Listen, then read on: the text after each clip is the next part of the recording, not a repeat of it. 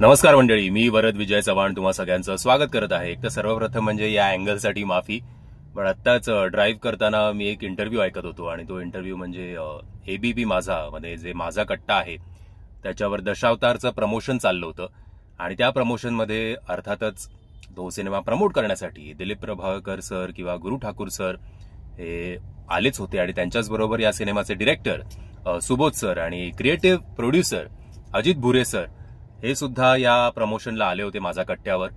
तर एक तर या माझा कट्ट्यावर मला पहिल्यांदा कळलं की टाइम स्क्वेअरमध्ये मतलब जिकडे आपण म्हणतो की मराठी सिनेमाला नीट प्रमोट केलं जात नाही, पण या सिनेमाच्या माध्यमातून टाइम स्क्वेअरमध्ये न्यूयॉर्कमध्ये जे आहे त्याच्यात पहिल्यांदा एका मराठी सिनेमाचा ट्रेलर दाखवण्यात आला होता. तो एक खूप अभिमानाची गोष्ट आहे. आणि अजित भुरे सरांचं मला एक वाक्य आवडलं आणि ते वाक्य म्हणजे की हा सिनेमा मराठीतला चित्रपट आहे असं नाही आहे, हा एक चित्रपट आम्ही बनवतोय जो मराठीत असणार आहे. सो त्या हिशोबाने त्याचं बजेट आम्ही कॅल्क्युलेट केलं. जे आपण गेले कित्येक वर्ष बोलतोय की बजेटचा इश्यू असल्यामुळे एखाद दोन प्रोड्युसर असल्यामुळे त्यातून पण मॅक्सिमम प्रोड्युसर जे असतात ते गुजराती, मारवाडी किंवा नॉर्थ इंडियन असतात किंवा साऊथ इंडियन असतात.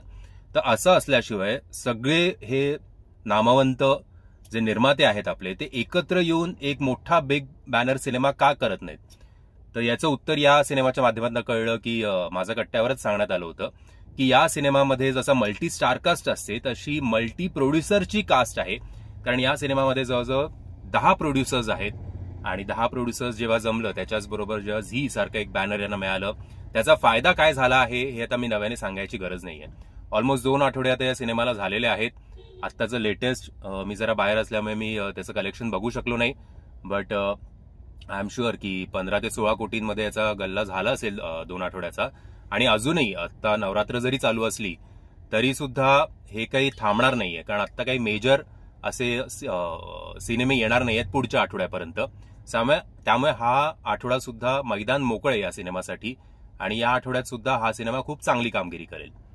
सो ओव्हरऑल हा जेव्हा माझा कट्टा मी बघत होतो तेव्हा खास करून दिलीप सरांची आणि गुरु ठाकूर सरांची बॉडी लँग्वेज मी बघत होतो. इतके डाऊन टू अर्थ आणि कुठेही फेकपणा नाही. मतलब जे हल्ली क्वचितच जरा कधी कधी मराठी कलाकारांच्या बाबतीत आपल्याला बघायला मिळतं. गुरु ठाकूर सर असतील किंवा दिलीप सर असतील, एवढं कार्य यांनी केलंय, एवढं यश या दोघांनी बघितलंय, तरीही कुठेही मीपणा नाही, अहंकार नाही. मतलब पहिलंच जेव्हा राजदीप सरदेसाई सरांचा प्रश्न होता दिलीप सरांना की या दशावतार या भूमिकेचं तुम्ही सोनं केलं तर हे सोनं कसं काय झालं बुवा, त्याच्यावर दिलीप सरांचं असं म्हणणं होतं की मुळात तर असं काही ठरवून केलं नव्हतं की या भूमिकेचं सोनंच करायचंय. प्रामाणिक प्रयत्न मी केला. कधी कधी काही गोष्टी जुळून येतात, तसंच या गोष्टी या भूमिकेच्या बाबतीत झालं. आणि त्यांच्या इतर भूमिकांबद्दल सुद्धा ते असं खूप अहंकाराने बोलत नव्हते. खूप असं सोफेस्टिकेटेडली आणि खूप नम्रपणे प्रत्येक गोष्टीची उत्तर, प्रत्येक प्रश्नांची उत्तर ते देत होते. सगळ्यात मोठी गोष्ट या माझ्या कट्ट्यावर मला कळली की त्यांना 1 महिन्याआधी, शूटिंगच्या 1 महिन्याआधी, जवळजवळ 50 दिवस या सिनेमाचं शूटिंग चाललं होतं आणि 1 महिन्याआधी त्यांना चिकुनगुनिया झाला होता. आता चिकुनगुनिया हा माझ्या आईला पण झाल्यामुळे, माझ्या काही मित्रमैत्रिणींना पण झाल्यामुळे मला माहिती आहे की शरीराचे काय त्रास होतात, खास करून हाडांमध्ये काही ताकदच राहत नाही. एवढं असून सुद्धा 81व्या वर्षी, आता दिलीप सर वारंवार बोलले आहेत की मला माझं वय आठवून दिलेलं आवडत नाही, पण 81व्या वर्षी असा सिनेमा करणं, अंडर वॉटर, आणि नुसतं अंडर वॉटर नाही तर पाण्यात पोहणं सुद्धा. कोकणातलं डिसेंबरची थंडी काय असते हे आपल्या सगळ्यांनाच माहिती आहे. मतलब आपल्यासारखी तरुण पिढी, जी आता तरुण म्हणायचं की नाही माहिती नाही, पण जी 40शीला आलेली पिढी आहे किंवा जी 20शीतली पिढी आहे, जे खास करून शहरात राहिले, जे गावात राहिले नाहीयेत, त्यांना सुद्धा थंडीत ज्या पाण्यात आपण उडी मारतो त्या हुई असं होतं जरा. तर या माणसाने ते सगळं केलं आणि शूटिंगचं तुम्हाला माहिती असेल की ते फक्त एकदा करून होत नाही, त्याच गोष्टी तुम्हाला 15-20 वेळा करायला लागतात. सो तुमचे पेशन्स खूप टेस्ट होतात. 50 दिवसांपैकी अजित भुरे सर बोलले की 25 ते 30 दिवस कदाचित नाईट शूट असेल आणि सगळे जंगलातले सिक्वेन्सेस होते. रात्रीचं जागरण आपल्याला सुद्धा त्रास होतो आपण जर जागरण केली तर. दिलीप सरांनी ते इतक्या ह्या वयात सुद्धा ते पेलवलं, काही हुकीचू न करता, आणि शिवाय एवढा गंभीर आजार असताना सुद्धा. सो मला असा एक प्रश्न आला की अलीकडेच आपण बघितलं की अलीकडेच महाराष्ट्र भूषण हे अशोक सरांना मिळालं होतं, त्यानंतर पद्मश्री अशोक सरांना मिळालं होतं. सो मला असं वाटलं की दिलीप सरांचा नंबर कधी येईल, कारण किंवा गुरु ठाकूर सरांचा सुद्धा, कारण प्रत्येक वेळेला काही मराठी कलाकारांना असं गरजेचं नाही ना की तुम्ही 70 ओलांडली पाहिजेत, तुम्ही 80s मध्ये आला पाहिजेत, मग आम्ही तुम्हाला कन्सिडर करू. सो त्या वयात जेव्हा माणूस ऍक्टिव्ह असतो तेव्हा जर हे पारितोषिकं या लोकांना मिळाली तर आय थिंक, म्हणजे आता फॉर एक्झाम्पल जर सैफ अली खानला, शाहरुख खानला आय थिंक 40 का 50 पद्मश्री मिळू शकतं.